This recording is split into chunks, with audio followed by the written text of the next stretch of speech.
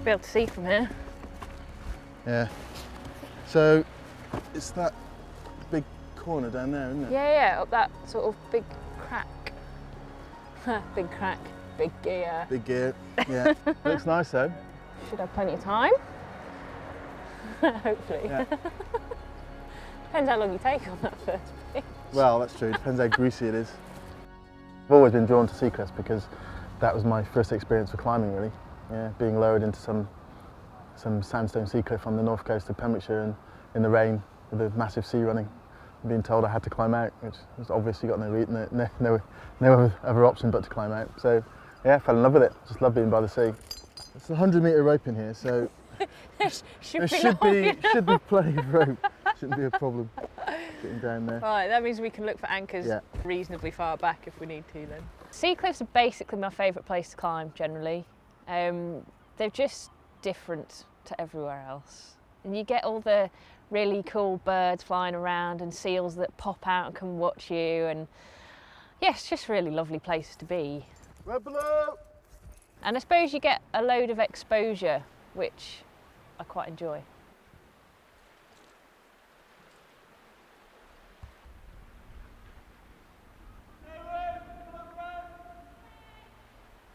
Done pretty much all the other routes on the slab of Wensor, but I've never been right down to the bottom. So it's really nice to go down and get right to the sea level, and it's quite a nice little atmosphere. It's all sort of, and it was quite nice and calm, and there wasn't big swell or anything. So yeah, it was nice to go down, see through the little arch.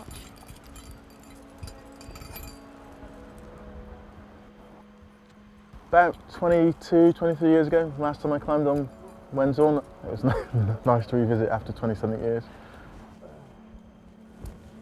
I remember watching Total Control, probably in the first couple of years I started climbing in the 80s, and ever since sort of seeing Jimmy Jewell solo it, and also just seeing the photographs of him soloing it over the years, kind of always made me want to, you know, have a go at it, go and see what it was like. It just looks like an amazing line, you know. It looks brilliant, that, Trev. Can't turn my helmet round. The first pitch is pretty fierce. I mean, I struggled to fit into the slot and I probably went a bit too deep. Schoolboy error of having too much gear on my back and on my left-hand side, so that was all getting in the way, and it just felt pretty awkward and also kind of full body kind of strenuous. Oh, that's better. Oh.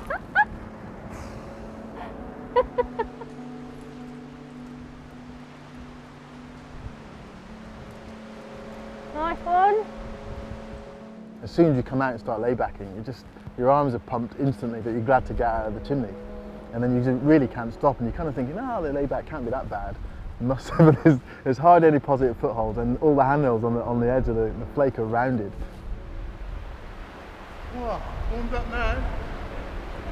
So yeah, you just got to sort of, I was like, I'll just keep going. I'm not going to stop till I get to the Thank God hold, which is a Thank God hold. Managed to get a really good jam in, but yeah, pumped arms. But yeah, I thought it was fantastic, and the traverse is just brilliant. You know, jug haul along the traverse, which is nice.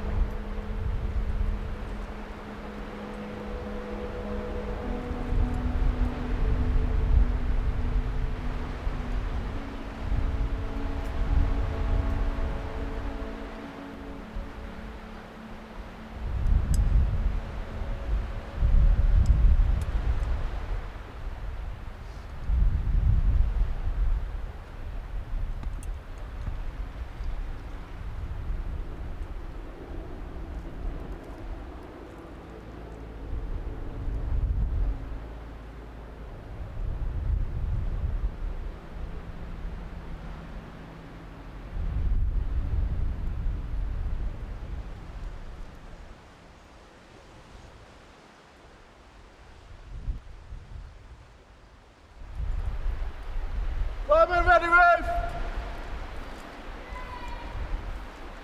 The start is, we could describe it as old-fashioned maybe, kind of thrutching up the chimney, and it's all a bit Luckily it was dry, but it's all quite hard and all quite insecure in places.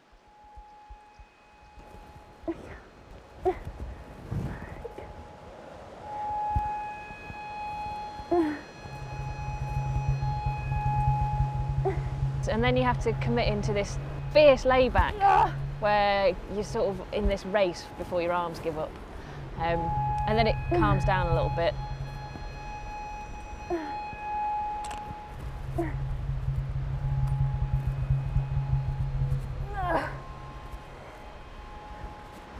am I supposed to reach that?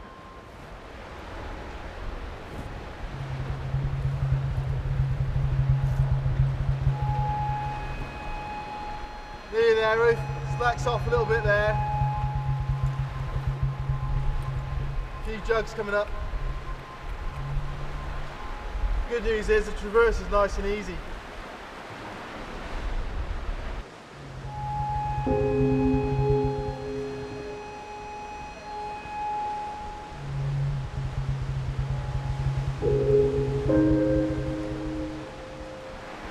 In a word, I'm glad I had a rope above my head. That looks much nicer. it does look a bit more open, and the sun's on it, almost.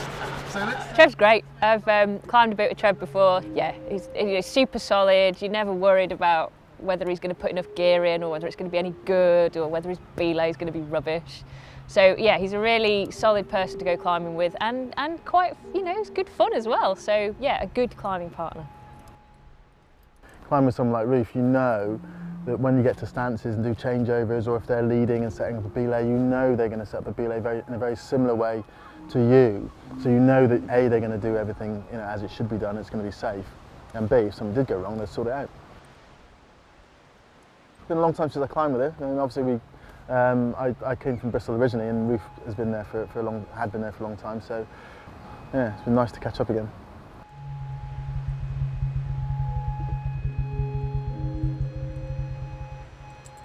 Second pitch is absolutely fantastic. The steep wall to start with, small holes, not much gear, and then after that the gear is good but spaced, and yeah, you're just covering a lot of really interesting ground. Dropping down under that T-Rex tooth, just amazing. You've got really low holes to drop onto, and your feet aren't on anything. You put them under the overlap and hope they're going to stick on something, and then you drop down onto these handholds, and then after that you're just on really good holds all the way. So it's brilliant. Keeping the ropes running is a challenge. I mean, I just have that thing that I'll just overextend stuff. If I'm in doubt, I'll just put a longer quick draw on, because at the end of the day, you're not going to fall. You're only going to fall a few inches further. Okay, I like looking back and seeing the ropes, running as they should do, rather than all this sort of rope drag running around sharp edges. And if you can feel the rope on you, then it doesn't feel nice. So. Yeah, I think it's one of those things that people sort of miss out on, just that, the aesthetics of looking down and seeing that the ropes are running in a nice straight line and not dragging over stuff.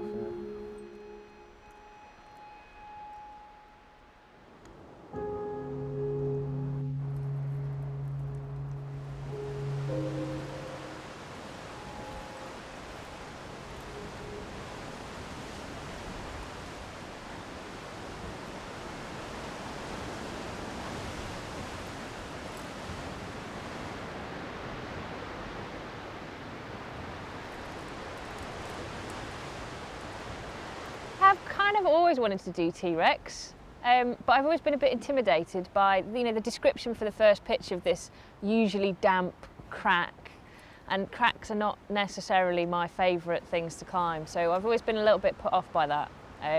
But yeah, climbs where it's a bit of an adventure and it's not just kind of straightforward climbing are always things that you remember for much longer. Whether that's in a good way or a bad way, I'm not totally sure. But yeah, it was good to go and do it. Second pitch is really nice, a bit more technical, a bit more open, not so much thrutching involved. And then you join into Dream of White Horses, which is amazing. Here he is! Oh yeah! You've Cheers, Ruth. Excellent. Thanks for that. That was brilliant.